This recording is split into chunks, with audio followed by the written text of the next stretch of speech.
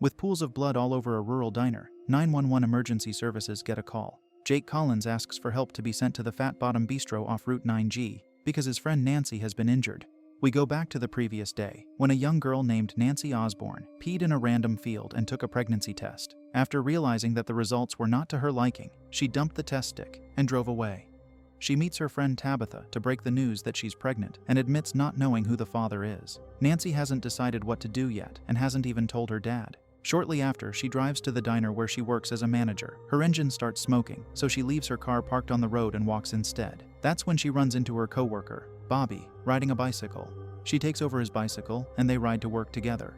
At work, she gets lectured by her dad, who's also her boss for coming late. He assigns her the late shift because most employees are out sick. Nancy insists that Bobby should work the shift with her, but her dad doesn't trust them to spend time alone. She ends up working the late night shift with Jake instead, who's known to be a freak. When Bobby hears about it, he volunteers to stay with her without getting paid, but she shuts him up by claiming that she was blackout drunk when they last hooked up. The sight of leftover food nauseates Nancy, and she throws up on the street because the bathroom is occupied. Jake has been out on a smoke break and asks her if the reason behind her sickness is pregnancy. Their conversation gets interrupted by Nancy's dad, who is going on a date to his daughter's dismay. Bobby shows Nancy around the kitchen, but she remains distracted because of her dad. Later that day, a bunch of imbeciles show up at the diner with some nasty animal corpses and annoy her. She calls the cops on them, which makes them leave, but upon leaving, they threaten Nancy that they will come back for revenge. Nancy calls a staff meeting, where Jake calls him out for being headstrong. She fires him in a fit of anger, ordering him to exit the diner and wait for his ride in the parking lot. She goes to the bathroom to contain herself when she notices Bobby spying on her. He promised that he was checking up on her and wanted to ask if she wanted him to work the late shift with her. Nancy sends him home too, after making it very clear that she's never going to be with him. Nancy disposes of the animal corpses, and the boys leave the diner as the sun starts to set. Once she's done cleaning, she calls her dad to assure him that he doesn't need to hide his love life from her. Nancy reveals that she's fired Jake, meaning that she can now leave since no customers have shown up recently. But her dad points out that the lights of the diner are on a timer that goes off at sunset, so she'll need to stay until then. He instructs that she must start acting responsibly as a manager now, which makes her hang up on him so that he can go back to enjoying his date. The quiet and dark of the diner freaks out Nancy for a moment, but she has other things on her mind. She distracts herself by turning on the jukebox and pulling out the disco ball. As the song goes on, Nancy lets loose and starts dancing without a care in the world. But there's a man in dark clothes standing by the diner, watching her every move. When Nancy spins too many times, her head gets dizzy and she throws up on the diner floor. She is cleaning up the mess when an alarming sound is heard. She looks out the window and spots some suspicious cars in the parking lot. To assert her power once more, she uses the mic at the diner to warn them and threatens to call the police on them. Nancy feels a swift movement going on all over the place. She finds the door to the diner opened and quickly locks it. She dials 911 to report that some kids are harassing her by banging on the diner's windows. But since they aren't armed and haven't made physical contact with her, the agent replies that all the units are busy at the moment, and someone will only be sent her way after a while. The call cuts off, and Nancy watches someone go around the diner with a flashlight. She screams with fright as men wearing creepy masks appear out of nowhere and surround the diner, trying to break in. Nancy runs to the kitchen and grabs a knife lying nearby. She calls out to the hillbillies who have left another disgusting piece of animal corpse in the kitchen to spook her. By the time she comes out of the kitchen, the lights to the diner have been shut down. She hides the knife in her apron and searches frantically for her phone. To her relief, a cop finally shows up and asks her to relax. He comes in and listens to her ramble on about how she's in danger. She claims that her attackers cut off the power, but is proved wrong when the cop simply turns the switch to bring back the lights. Nancy tries to explain the situation to the cop about those hillbilly teenagers who are dangerous, but he's more concerned about why she's working all alone in the first place. He doesn't take her seriously at all and asks to be served a cup of coffee instead. After taking a further look at the premises, the sheriff alerts the other units that there is a bunch of kids circling the diner, the same bunch that the police have been looking for, but they bolt before the sheriff shows up. He says he is going to stay at the diner for a while, just in case they come back again. The sheriff goes back inside the diner, where Nancy pours him a cup of coffee that's too bitter for his taste. She tries to give him an official statement, but the sheriff focuses on fixing the taste of his coffee so that he can fully enjoy it. Nancy suspects that was checking her out, so she confronts him for being a creep and a lazy cop. She adds that the teenagers wearing masks stole her phone and drove away on their mopeds, which finally gets the sheriff's attention. He quickly brings her out of the diner outside his squad car. He explains that he arrived here from some of the most horrific crime scenes he's ever seen. A bunch of people were exterminated brutally, and the assassins took off on some kind of dirt bikes or mopeds. But before he can give her more details, one guy attacks him from the back. In a state of panic, Nancy flees the scene immediately. She goes through the back entrance of the diner and pulls down the shutter from where she can see how the boys bludgeon the sheriff to his demise. Holding back her sobs and screams, she notices a masked man walking by the window, looking for her. She tries to lay low when Bobby shows up at the scene. He's inspecting the sheriff's body cluelessly. When Nancy decides that he's too naive to lose his life, she steps outside and grabs him while he apologizes for his behavior earlier. They run to the diner and hide under the counter so that Nancy can use his phone to call her dad. To her dismay, her dad doesn't pick up, and the phone goes straight to voicemail. Bobby suggests calling the cops when the masked guys finally enter the diner. Nancy and Bobby move to the kitchen, whimpering and trying their best to stay quiet. She hesitantly crawls over and signals to Bobby that there are 2 masked men in the kitchen right now with a single weapon. Bobby passes her the phone and touches some pots in the process, which causes clutter. The masked men dart in the direction of the noise, but Bobby reveals himself, running and using himself as bait to distract the attackers and allowing Nancy to hide. She quickly takes cover in a pantry closet and texts Tabitha through Bobby's phone. She asks Tabitha to urgently come to work, while clarifying that it's her instead of Bobby who's texting Tabitha. Nancy is still waiting to get a reply from Tabitha when she looks up and realizes that a masked man has spotted her through the crevice of the closet. He violently pulls her out and drags her to the diner's counter, where they have seated Bobby too. They take off Bobby's shirt as he talks to himself, refusing to accept that he's ended up in such a grave situation, and one of the masked men fulfills his twisted fantasy by unbuttoning Nancy's shirt and slamming her lips onto Bobby's. When they both protest and resist participating in this disgusting act, the masked man loses his temper and pushes Nancy's head down the table. While he's throwing a temper, Nancy notices a set of car keys lying nearby on the table beside them. She's brought inside the kitchen and thrown on the floor. Meanwhile, Nancy slips her sweaty hands out of the duct tape, brings out the knife she hid in her apron earlier, and stabs the creep's leg with it. He winces in pain while she makes a run for it through the back door of the kitchen. She backs off to face another one of her attackers, who she instantly assassinates on an impulse. Nancy can't believe her eyes when she sees that he's none other than Peter, an employee with Down syndrome who had always been pushed over by everyone at the diner. The other masked guys arrive at the scene, and it turns out they were Jake and the other employees. Even Bobby had been in on it all along, which baffles Nancy completely. She thinks of the conversation she had with Jake in front of everyone else when she fired him. He had emphasized how he couldn't afford to be fired because he had bills to pay. He had even apologized and promised not to act this way again. But Nancy shut him off and ordered him to leave. She had then proceeded to tell everyone else to get back to work, while Jake stood in the parking lot, completely losing his mind. Then, he sat inside the car and called the pharmacy in an attempt to get a refill on his pills. His addiction made him act irrationally, as he practically begged everyone he knew for money, but no one catered to his requests. He was going through a full-blown breakdown in the car when he saw Nancy throw out the corpse. After the guy's shift is over, they come up to Jake, who's been waiting for them. Bobby hands Jake his favorite mallet that he's always used in the kitchen, and they make plans to go for drinks. This will allow Jake to rant about Nancy, as usual. They offer Bobby to join them as well, but he decides to go home instead, not appreciating the disrespectful tone Jake uses while talking about Nancy.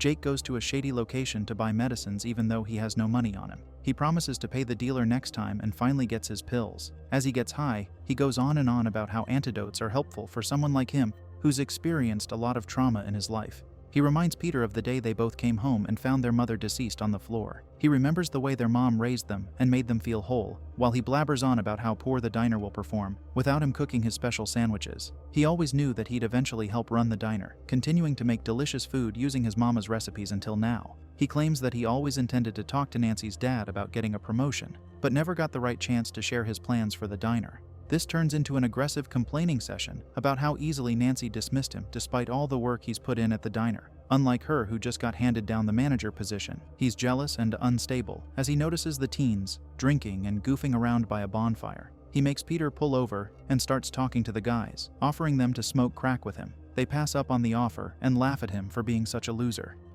Jake's expression changes when the guys take a dig at Peter's disability. He brings up how he got fired today because of their shenanigans at the diner before. Things get heated to such an extent that Jake stabs one of the guys with his knife without thinking. He threatens to attack the others too, so that they'll back off.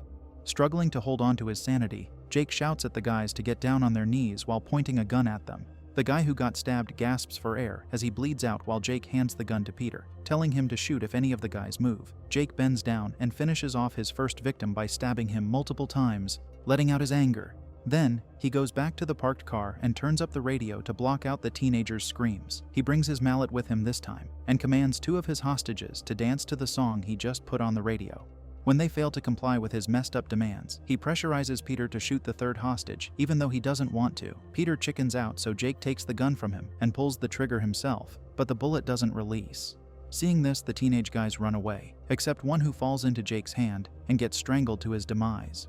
When Peter finally drives them away from the crime scene, Jake bullies him for crying and blames Peter for the butchers that he just did. He hands Peter one of the masks he took from the teenagers and kicks him out of the car after instructing him to meet up later at the diner. Meanwhile, Bobby is drinking with the other employee, who's also his older brother, confiding in him about how good he and Nancy could have been if they got together. Jake sneaks up on them and scares them, joking around and acting as if he didn't slaughter people an hour ago. He shows them the mopeds he scored from the teens and convinces them to take a ride. Bobby doesn't think it's a good plan because they've been drinking, but he still comes along to watch his brother and Jake ride the mopeds and dump them later.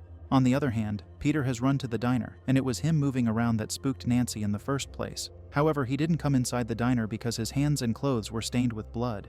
Jake convinces Bobby and his brother to ride the mopeds to the diner while wearing masks to play a prank on Nancy. Peter sees them coming and knows that Jake is not in his right mind, so he makes the sound that got Nancy's attention. This was his way of warning her that she might be in danger before Jake found him again.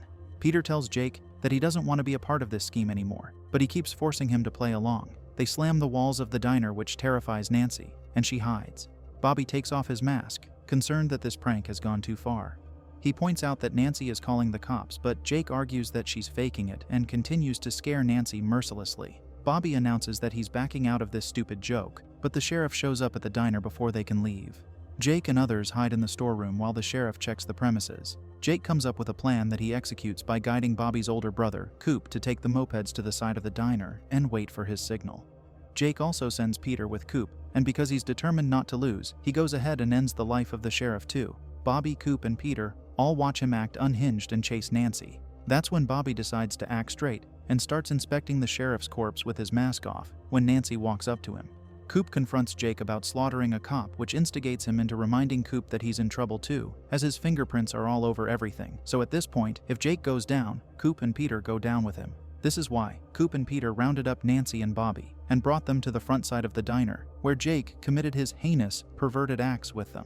In the present, Jake holds Peter as he bleeds out and seeks help from Bobby to hold his legs to slow down the bleeding. Coop stands with Nancy while Jake and Bobby carry Peter, but when he turns around, he realizes that Nancy has run off somewhere. Meanwhile, Nancy takes a look at the spoiled meat that Jake threw in the trash this morning and remembers that she still has a shot with a getaway car. Peter has been carried into the diner when Coop sets out to find Nancy, because he doesn't want to end up in prison. Bobby quietly takes the car keys lying on the counter and decides that he's had enough. He knocks Jake down by hitting him in the head with a salt shaker. On the other hand, Jake's phone is buzzing off in the car because Edward is calling him, concerned because he can't contact Nancy. In the voicemail that he leaves for Jake, he mentions that the whole thing with Nancy was a misunderstanding and that his job will be reinstated in no time.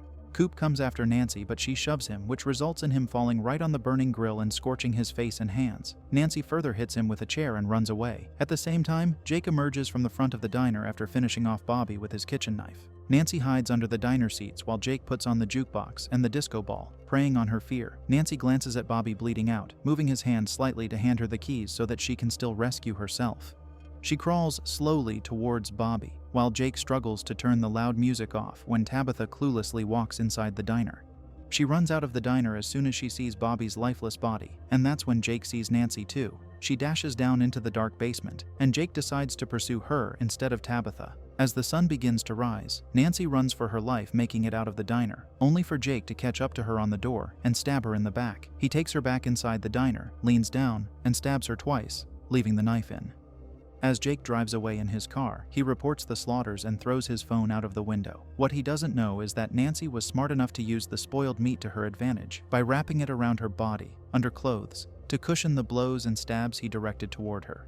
This allows Nancy to pull out the knife from her belly as she still has a slight chance of surviving. Although the meat didn't completely stop her from getting injured, it still made sure the wounds weren't deep enough, which is why she still has some life left in her. She inches towards Bobby, who is not alive anymore, and finally confesses that there really was a spark between them. She does remember being with him at a party that night.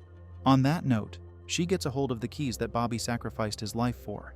As it's finally morning now, the timer on the diner's lights goes out, causing them to shut down. Nancy emerges from the most excruciating late-night shift she's ever pulled at her dad's diner. She unlocks the sheriff's car and races in a fit of rage, mascara running down her blood-smudged face. Jake gets home to nurse his shoulder stab wound as he calls out for Peter. He's helping himself to a glass of water when Nancy pulls up outside in a cop car. She gets out and walks to Jake's car, who hears a sound and gets suspicious. It's funny how the roles have been reversed in the daytime, as Jake picks up a hammer to protect himself from this unknown intruder. He swings the door open, ready to attack, but there's no one outside. All he sees is a sticker from the diner that he stuck on Nancy's chest before gutting her like a fish. He sees the cop car parked outside his house and takes a few steps back to land right on Nancy's knife that she inserts in his jugular. After exacting her revenge on Jake, Nancy ends up back at the field where she first learned about her pregnancy a day ago.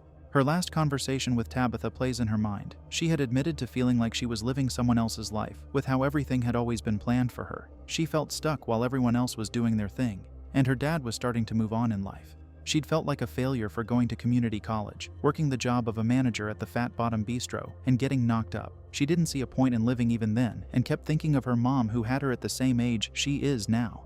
As Nancy closes her eyes, dreaming of reuniting with her mom, her dad gets there. He promises her that help is on its way, and that she will be fine. But she could feel the life leaking out of her, like all the happiness that had been drained from her soul these last few years. Her dad moves closer to her face to hear what she's mumbling. Surprisingly enough, the last words she says to him are about her baby, who managed to thaw her frozen heart in only a few hours of its short-lived existence.